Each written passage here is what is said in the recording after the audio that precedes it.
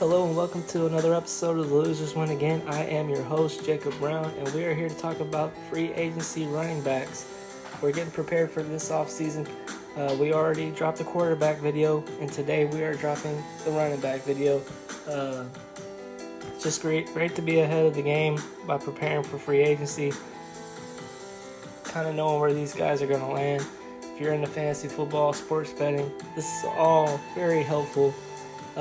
Just to go ahead and prep and get ready for next season. It starts soon. Free agency is right around the corner, and we will be live reacting to those transactions whenever they do happen. But yeah, before we go ahead and get started on this, if you would like to hit that like, subscribe, or notification bell icon so you can see more of my videos just like this, I would appreciate it. But yeah, let's go ahead and get into these free agency running backs.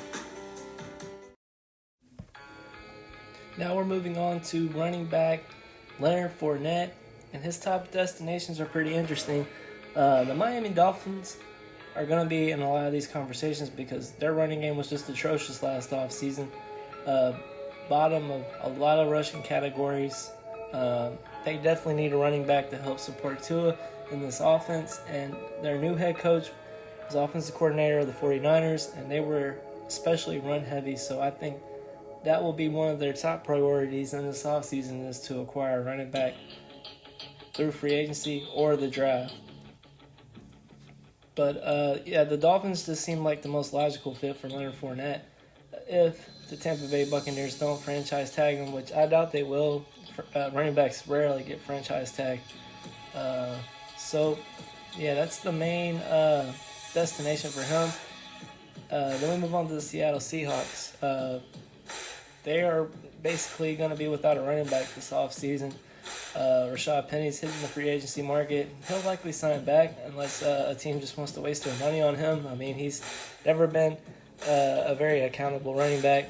So I definitely think Leonard Fournette could be someone to take the reins of the Seahawks backfield. Chris Carson's injured all of last year, injured a lot of the year before that. I think he's just hit that wall where he's never going to be the same health-wise again. And then you got the 49ers. Elijah Mitchell is an up-and-coming running back, but I really do think they will end up wanting to pair him with somebody like a Leonard Fournette or some of these other guys we're going to mention. That would make a lot of sense to pair those two guys up. And then you got the Arizona Cardinals. Both James Conner and Chase Edmonds are both going to be available this offseason. I don't think they'll be able to bring both of them back. They might be able to bring one of them back. But I think Leonard Fournette's better than both of those guys. And I could truly see Leonard Fournette fitting in that Arizona offense. Now you move on to the Buffalo Bills. Devin Singletary and Zach Moss, they're both okay running backs, but they're nothing compared to Leonard Fournette. But if you brought Leonard Fournette in and paired him with one of those guys, I think that would be a pretty awesome backfield. And that's something that Josh Allen needs. He needs a solid run game. He needs a run game he can rely on. He can't always win the game with his arm, especially in those competitive games like we saw with the Chiefs in the playoffs. You always need a guy that can take some time off the clock when you got the lead. And Leonard Fournette is one of those big explosive play guys. He's only 27 years old. He's right into his prime. I know he's going to be looking for a big money deal, but the Bills, if he is signed with the Bills for the cheap, you could definitely see them making some big moves in the playoffs as long as he can stay healthy. Now we move on to running back James Conner and his top destinations. Well, first would be Arizona. I mean, he could definitely return to Arizona. I doubt they would franchise tag him, but he did a lot. I mean, he led the league in touchdowns last year. He really came onto the scene out of nowhere. No one really expected anything like this from him. So he'd definitely be an interesting fit. Of course, the Miami Dolphins. Look, the Miami Dolphins got a lot of cap room this offseason, and I think they're going to be throwing money at one of these running backs. I personally wouldn't overpay James Conner. I wouldn't give him a long-term deal. Let's not forget, about a year ago, he was just considered to be like a number 2 running back. Not something that anyone was really excited about coming into the offseason. So definitely keep an eye on that. I think he needs one more year to prove how valuable he is to a team. I think the scenario for him last year worked out perfectly, but I don't think he could duplicate it. Then we move on to the San Francisco 49ers. Kind of the same deal here. Elijah Mitchell is probably their top guy, but they definitely need somebody to pair him with, and James Conner could be a great fit, especially if you're going to have Trey Lance at quarterback this season. You need a solid running game because I don't think Trey Lance can win you football games with his arms just yet, mainly just because he's basically still a rookie. I mean, he only played 2 games last year. That's not enough experience. So a running game would be very valuable for the 49ers. Pairing up Elijah Mitchell with James Conner would be ideal. And then you move on to the Seahawks. Kind of the same reasons why we talked about with Leonard Fournette. If you did end up bringing back a guy like Rashad Penny or a guy like Chris Carson's and paired him with James Conner, I think that would be a pretty decent fit. I just don't think James Conner is a workhorse back. He definitely needs somebody to pair with. And Seahawks are definitely a run-first team. So that would be a great connection in my mind if I were the Seahawks. And it would also be something to keep Russell Wilson happy. I mean, I'm sure he's getting tired of dishing out different running backs every week. And you can't rely on the luck Rashad Penny had at the end of last season to be a full 18-week type thing.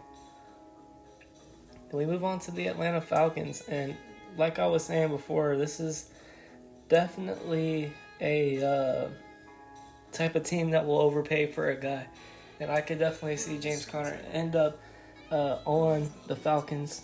Look, Cordell Patterson, also another good story. Last offseason really came out of nowhere onto the scene. But I don't really see Cordell Patterson duplicating that kind of performance he had last year with the Falcons. We'll discuss him in a little bit, but I would be interested to see James Conner on the Falcons. I really don't think the Falcons are going to do anything this upcoming season. But if they want to make one last big push with Matt Ryan, they could go out and get a guy like James Conner. But out of those 5 teams, I'd say my favorite destination for him would be either to return to the Cardinals or sign with the Seahawks. Now we move on to Melvin Gordon. He was on the Denver Broncos last year, and last year's offseason, they drafted running back Javonte Williams. He looks to be out the door in Denver, but I wouldn't hold off on that too quickly. I mean, that pair looked very good together last year, and who's to say that they will not bring back Melvin Gordon this offseason? They won't franchise tag him. They'll probably offer him a 1-year deal. I could very well see that. So the Broncos are definitely not off the table for Melvin Gordon. But then we move on to the Miami Dolphins. Look, they need a running back. Melvin Gordon would be a good piece, but I would not lay all my cards on the table just for Melvin Gordon. If you get Melvin Gordon, you need somebody to pair him with, which they could draft a running back and sign Melvin Gordon, or they could sign Melvin Gordon and sign somebody else too to kind of hit that 1-2 punch that they need. But Melvin Gordon is no longer a full-time number 1 running back. He definitely needs somebody to split carries with, which would bring the next team here, the 49ers. It'd be a perfect fit for him. I really think Melvin Gordon would be a great addition to this 49ers roster. Elijah Mitchell wants to be a workhorse back, and I really do think that Melvin Gordon could complement him very well. The Cardinals, I really don't see the Cardinals wanting to sign Melvin Gordon, but if they did, maybe if they brought back James Conner and signed Melvin Gordon, and if they couldn't re-sign Chase Edmonds, I could see that being a pretty decent fit for the team, but I just don't find it very likely. Then we get to the Detroit Lions. look, they got DeAndre Swift, and I think if they went out and got Melvin Gordon to pair with Swift, they would be a pretty hard force to stop. They already got a pretty decent O-line. They get a decent run game. Would help out Jared Goff a lot. I think that would be a pretty good fit. I don't know at this stage of Melvin Gordon's career if he wants to go to a team like Detroit, who's still trying to find a way to win. I think he will take less money to go to a contending team. And then we moved on to the Atlanta Falcons. Kind of the same deal what we talked about with James Conner. They're going to throw money at somebody. And I think Melvin Gordon could be that guy. I wouldn't mind seeing it, but I don't think it will turn out the way Atlanta hopes it would. So I don't think Melvin Gordon will go there, but if the money's right, he very well could. But out of all these teams, I really think the 49ers would be the best fit for Melvin Gordon. Now we move on to Sony Michel, Super Bowl champion Sony Michel. Look, guys, he got very lucky last year. Cam Akers went down with the injury late into the offseason, and Sony Michel was given an opportunity. Darrell Henderson got banged up for a couple weeks, and Sony Michel got to take over that backfield. It all prefaced on a good offensive line, and if you can surround Sony Michel with a good offensive line, he will produce. Now it'll be interesting to see if the Miami Dolphins can build an offensive line to protect Tua, get a solid running game. I would love to see the Dolphins acquire Sony Michel. I think it's a slam dunk there. But the Rams, they're not re-signing Sony Michel. It's pretty clear. But I would definitely like to see him sign with the Dolphins. 49ers are another good fit. Great pairing with him and Elijah Mitchell. I could definitely see that being a force to be reckoned with in that division and in that conference. Seahawks, I wouldn't mind seeing Sony Michel with the Seahawks. Look, Seahawks got a lot of money to spend this offseason, more than they've been able to spend in a long time. I'm sure they're going to go after offensive line and defense, but Sony Michel could be a pretty good fit for Seattle. Detroit, another team that's going to throw money at a running back. And look, Sony Michel's got his 2 championships, one with the Patriots and one with the Rams. I could very well see him just say, hey, I've got my 2 Super Bowls. Let me get a good money deal. And I think Detroit would be a good fit, a good pairing with him and DeAndre Swift. But we'll see what happens. There's always going to be teams out there throwing money at players that they think will help benefit their team. And, we could even throw Atlanta in there. I don't have them on the list here. But they're another team that say, hey, he's been a Super Bowl champion. Let's get him on our team. Pay him a little more than anyone else is offering. I could definitely see that. So don't be surprised if somebody offers Sony Michel a big deal. But out of these 4 teams, the team I would like to see him with the most is the Dolphins. Now we move on to Cordell Patterson. And to say he was a big surprise would be a huge understatement. When I saw him perform the way he did, I just was like, okay, well, that was 1 week. He'll go back to his old self the following week. And then the following week, he would do it again. And the week after that, he'd do it again. He proved me wrong week after week after week. Kind of hurt me in some daily fantasy games on DraftKings. Definitely hurt me in my season-long leagues. Whoever had Cordell Patterson probably did pretty well in their leagues last year. But I just don't see him being able to duplicate it. I'm not buying in to the notion that all these years people were just not utilizing him correctly. I think this was just one of those rare things that happened, and I really don't see it happening again. Let's see his top destinations. Of course, the Miami Dolphins. They really need a running back, and I think he would be a good change of pace back. Somebody that you could throw the ball to majority of the time. Tua needs somebody like Myles Gaskin did it a little bit last year, but I think Cordell Patterson would be a better version of Myles Gaskin in this type of offense. But who knows if even the new head coach there wants to do a type of offense where you have a Myles Gaskin type. Then we move on to the Chargers. Look, Austin Eckler is a great running back. One of the best in the league for fantasy and just for football in general. But he needs somebody to help take a load off. Justin Jackson was not the answer last year. We saw that at the end of the season when they had to play. He just wasn't very productive. I could definitely see the Chargers being a good destination for him if he wants to win. I think the Chargers are going to take a big step next year, and it'd be kind of cool to see Cordell Patterson a part of that, but I doubt it. The Colts, Jonathan Taylor kind of needs a pick-me-up guy. Nyheim Hines, he's been good, but I think Cordell Patterson's a better version of Nyheim Hines. He's a little bigger, of course, than Nyheim, but he's a really good change of pace back. He can catch the ball. Going to be a good third down back. On passing options, I really would like to see him join the Colts if that's an opportunity that the Colts want to do. And then the Steelers. Look, they got Najee Harris, and Big Ben threw the ball to him a lot last year, but Najee's not a pass-catching back. He's a head-first back who's going to run through anything that he gets put in his way. Yeah, he'll be able to catch a little bit. This might hinder his fantasy value a little bit if the Cordell Patterson does signs with the Steelers.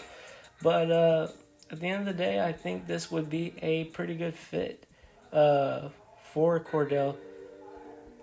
But I doubt it happens. Prior to recording this video, I read that Cordell really wants to return to Atlanta. And I could see that being an option. Depending on what kind of money he's asking for. I mean, he just had a career year. And he's in his 6th or 7th year in the league. And he just had his career year. So he could be asking for a lot of money. I doubt he'll get it from a lot of teams. But Atlanta might be a team that he does get that money from. So we'll just have to wait and see what happens with that. I would like to see him on the Chargers or the Colts. But he'd likely be returning to Atlanta. Now we move on to names to keep an eye on. First off, let me just address Christian McCaffrey and Saquon both of these guys just been injury-riddled for a long time now, especially Saquon. I think out of these two, Saquon would likely be the one out on the Giants. I think McCaffrey's going to get one more season with Carolina. I think what Carolina needs to do is draft another running back to help take some of the workload off McCaffrey. But I wouldn't be surprised if either one of these guys were either traded or released. Saquon, likely a release candidate. And I think teams would take calls for trades on Christian McCaffrey. So just to address those two, those are more pipe dreams that need to happen but won't happen because, look, Christian McCaffrey's the most popular player on the Panthers right now. He's the top jersey sell guy. I really doubt they're going to trade him. Saquon, though, New York Giants fans are a little more understandable. They're a little more vocal, and I think Saquon could be out pretty quick. And I don't think the Giants fans would miss him at all. So, yeah, those are two names to keep an eye on. And then you also got Chase Edmonds. He could be a big game changer to any team. Like, if he went to Buffalo, Kansas City, there's a lot of teams he could go to and make a huge impact. And then you also got Ronald Jones. Look, if he could hold on to the ball, he would be a perfect running back for a lot of teams. I won't downplay the fact that he could return to Tampa Bay, just because I don't think Leonard Fournette's coming back to Tampa Bay. So Ronald Jones could get another chance at being the starter for the Bucs. There's a lot of teams that could use him, though. I'd like to see him go back to the Bucs if Leonard Fournette's not there. So yeah, those are just some names to keep an eye on as we get closer and closer to free agency. Well, thanks for watching the video. Go down to the comment section and let me know what you guys think. Where do you think Leonard Fournette's going to go? Where do you think James Conner's going to go? Melvin Gordon, Cordell Patterson, Sony Michel. Do you think the Giants should get rid of Saquon Do you think the Panthers should trade Christian McCaffrey? Do you think Ronald Jones should return to Tampa Bay if Leonard Fournette does not? And where do you think Chase Edmonds should go? And if you think there's somebody that I left out in this section, go ahead and drop his name down in the comments and let me know who it is. But yeah, thanks for watching the video, guys. Go ahead and hit that like, subscribe, and ring that notification bell icon if you like what you have seen. And also follow my socials. I got a Patreon account. I'll be covering Bestball content all the way throughout the offseason. We also got a TikTok where I'll be editing some of these videos that I've made and putting them onto there. And also my Instagram where I'll be dropping content over there as well. But yeah, guys, thanks for watching, and we will be back with the wide receiver video tomorrow. So you don't want to miss that. And this is the Losers Win Again, and thanks for watching.